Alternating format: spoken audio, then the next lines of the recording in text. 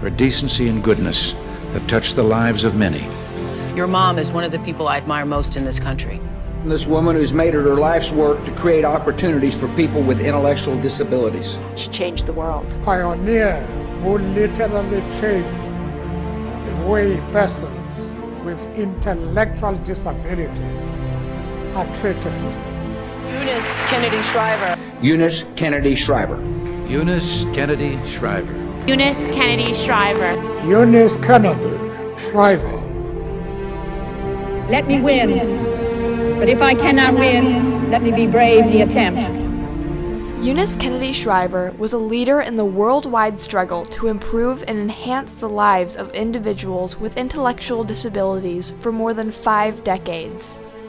In 1962, she founded Camp Shriver, which ultimately transformed into the Special Olympics, changing the lives of millions. No woman has done more than Eunice Kennedy Shriver to influence legislation and change negative attitudes about people with intellectual disabilities. Was she a leader? Absolutely. Did she leave a legacy? Undeniable. The interest in disabled people was personal for Eunice. Her older sister, Rosemary, was born with mild mental retardation. But as an adult, Rose became increasingly agitated, and her memory and judgment were declining. Like so many with intellectual disabilities in the first part of the 20th century, Rose was lobotomized. She would spend the rest of her life in an institution. This sparked Eunice's passion for changing how people with intellectual disabilities were treated. An intellectual disability is present when one's brain does not have the functioning capabilities of most people's brains, and the IQ of the individual is 75 or below. The first record of intellectual disabilities dates back to ancient Egyptian papyrus in 1552 BC. Greeks and Romans believed children were born with intellectual disabilities because the gods had been angered. These children were often left to die. In 787 AD, the first asylum was founded by the Archbishop of Milan. In the 16th and 17th century, the general public ridiculed and feared people with intellectual disabilities. The disabled were placed in idiot cages and kept in the center of town, serving as entertainment for people. In 1869, Sir Francis Galton published Hereditary Genius, providing a foundation for the eugenics movement. In the early 1900s, eugenics continued to impact the intellectually disabled and believed that the human race could be improved through selective breeding. By 1944, 30 states enacted the sterilization laws, perpetuating the belief that the intellectually disabled were a threat to humanity. In the late 1950s, people with intellectual disabilities were excluded, ignored, neglected, and routinely placed in custodial positions, even though they had more to offer. According to the ACLU, in the 1950s, the institutionalized population in America numbered over 500,000.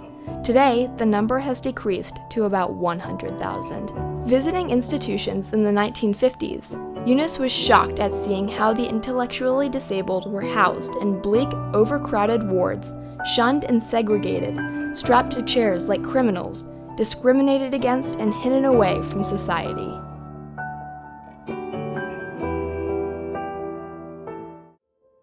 In 1957, Eunice Kennedy Shriver took over the leadership of the Joseph P. Kennedy Jr. Foundation. It is dedicated to the research and prevention of intellectual disabilities. She also fought to change perceptions of people with intellectual disabilities. Eunice Kennedy Shriver believed all people should be treated equally and with respect. In the early 1960s, 99% of communities in the U.S. had no recreation program of any kind for the intellectually disabled. Eunice began to see that sports could be a common ground to unite people from all walks of life. My mother didn't write books about leadership. She didn't write articles. She didn't have a theory. She just had a way of being a leader. The central word for her in her leadership was join me. She could see the future, she could be relentless in pursuing it, and she could be incredibly passionate in helping other people to want to join her. In 1962, she put this vision into action and invited young people with intellectual disabilities to a summer day camp she hosted in her own backyard. She called it Camp Shriver. At camp, children explored their skills in a variety of sports and activities. A leader identifies a need and responds with action. Eunice Kennedy Shriver did more than command an organization, she created one. She did more than light a fire, she sparked a global revolution. And it all started in her backyard. Camp Shriver grew into the Special Olympics, and in July of 1968, just 6 years later, the first International Special Olympics was held in Chicago, Illinois. Let me win. But if I cannot win, let me be brave in the attempt. Eunice Kennedy Shriver was not a typical leader. She didn't just watch from the sidelines as other people did the work. She worked right beside children with special needs for the better part of her life. Through the leadership of Eunice Kennedy Shriver, her backyard vision transformed into a global legacy. Today, the Special Olympics spans the world and is in over 190 countries. Her original passion to unite people with intellectual disabilities through sports has resulted in programs that continue to benefit athletes and families today. Special Olympics is the world's largest sporting organization and the world's largest global healthcare organization today, dedicated to people with intellectual disabilities. We met with Tim Shriver and Janet Frocher at Special Olympics headquarters in Washington, D.C. to learn more about the legacy Eunice Kennedy Shriver left behind. Today we have almost 5 million athletes in 190 countries around the world, and we use sport as a great equalizer. Special Olympics is the largest source of health care for people with intellectual disabilities. That means we're the largest provider of screenings and largest provider of services, but we also are the largest source of data for people with intellectual disabilities in their health care. We do over 100 million screenings. We bring doctors and healthcare providers to our screenings.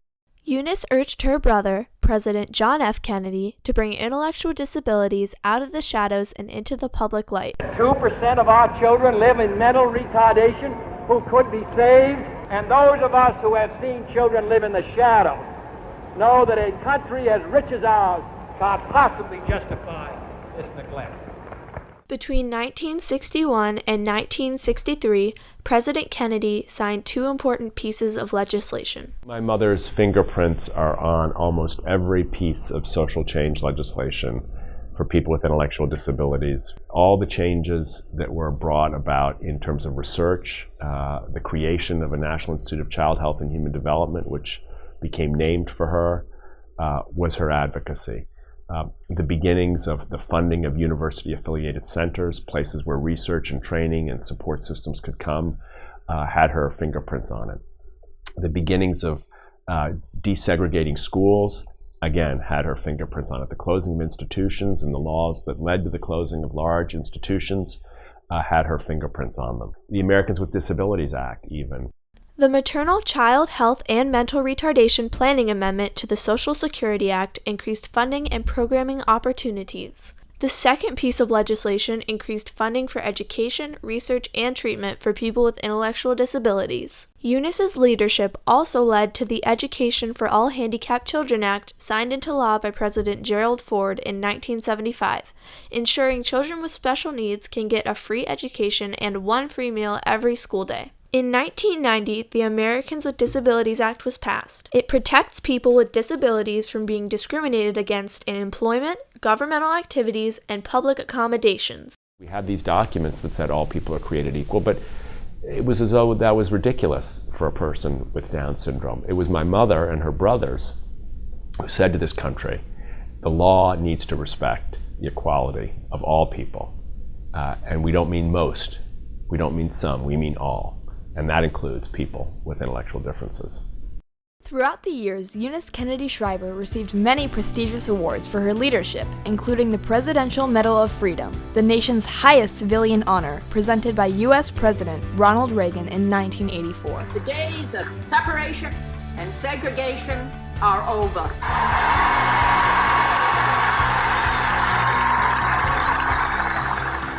Thank you, Eunice. Thank you, Eunice. Thank you, Eunice. Thank you, Eunice.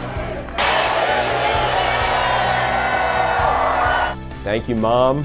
Thank you, Eunice Kennedy Shriver. You were a leader, and your legacy is very much alive. Let me win. But if I cannot win, let me be brave in the attempt.